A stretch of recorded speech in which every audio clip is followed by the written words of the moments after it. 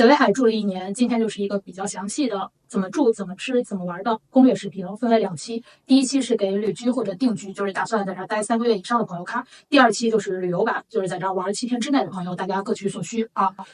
因为侧重点不一样，今天就是旅居或者定居版。我从气候、饮食、娱乐、购物。景色、住宿、交通6大板块来谈。大家想来威海长待呢，肯定应该有2个原因。第一个就是联合国评的宜居城市，第二个就是国家卫生城市。的确，我当初也是因为这2个头衔过来的。威海真的是很干净，而且很宜居。地理常识这一些我不讲啊，我就单纯的从我住了1年的自身感受来讲。在气候上，威海给我的感觉就6个字：不冷、不热、不潮。它的夏天真的不热，就是8月份的上旬会超过30度。我整个1年开空调的次数都屈指可数。而且夏天它也不会有那种就是蒸锅炉闷热的感觉，冬天也不会很冷，最低零下7、8度吧。其实它的室外温度和江浙沪啊室外差不多，但是人家屋里有暖气啊，人家是集中供暖呀。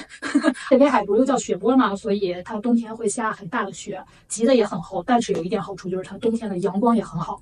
每一天基本上屋子里都能照进阳光。而且你别看威海是靠近海边的，我真感觉它不潮，它比回南天或者梅雨季要强多了。也就是8月份上旬那10几天最热最潮，我觉得除了8月份上旬，别的时间都是很舒服的。但是有一点啊，就是威海的风巨大，尤其是春天和冬天，你要是去海边不戴帽子，5分钟头就被吹疼了。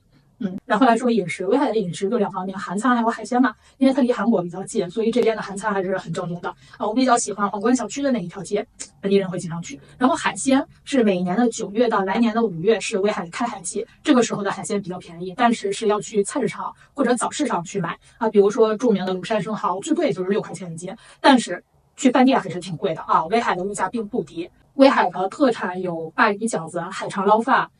还有庐山生蚝、樱桃、无花果，他们这边管无花果叫糖包子，你就可想而知它有多甜吧。好，然后来说娱乐购物相对于1、2线城市来说，威海基本上没有什么娱乐购物，夜生活基本为零，没有那种连锁的大商圈，有一个万达，但是进驻的全是山寨品牌。因为本土企业有一点垄断正因为被垄断了，所以它的物价并不低。快消品牌只有优衣库，有一个 H&M， 但是衣服一言难尽。像一些比较好的咖啡店酒吧都没有，更别说一些更新兴的场所了。所以，年轻人来这儿没有多少就是娱乐的场所，纯的就是一个养老城市这边的节奏很慢，很放松。我感觉威海比较适合 I 人，就是你对着大屏放空，它就不适合 E 人，因为日子很容易重复，就是比较无聊，所以就不适合我。然后来说景色，威海最能打的就是景色嘛，因为它3面环海，是一个依海而建的城市，所以晴天的威海，我感觉真的是国内海的天花板，特别好看。而且这一边我感觉每一个人的环保意识都很强，就是在偏那个小巷子里面都没有垃圾。但是也正因为它是自然景色出众的所以对天气的要求巨高，就是晴天的海和阴天的海完全是2种样子。然后一些网红景点我在下个视频里面说，因为如果要是你在威海常待的话，你什么都知道。威海的交通非常不方便你别看它城市不大，但是因为它是沿海而居的，它属于一个狭长状。你要是从京区到高区坐公交车可能要2个多小时，但是这边的公交车间隔时间很长，有的甚至40分钟1个多小时。然后没有地铁，共享单车有很少，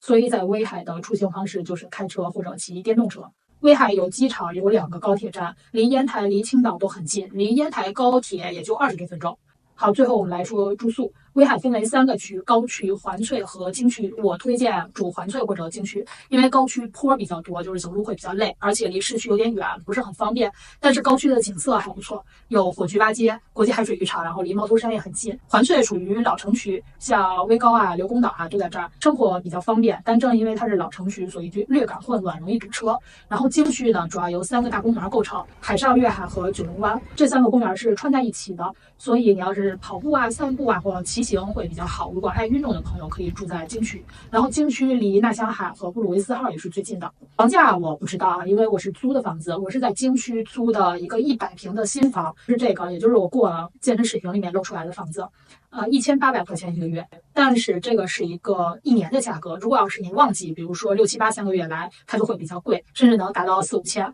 去年最旺的时候，海景民宿甚至都撑到了1000块钱一天。我的建议呢，如果要是你想来威海定居的话，你最好还是先租房体验1年，因为威海的1年4季也很分明，它每一个季的感觉都不一样。比如说像我当初的目的就是抱着来威海买房定居，但是我住了1年，发现威海就不是很适合我，所以自身的感受还是很重要的。好，下一个视频主要讲旅游，然后景点。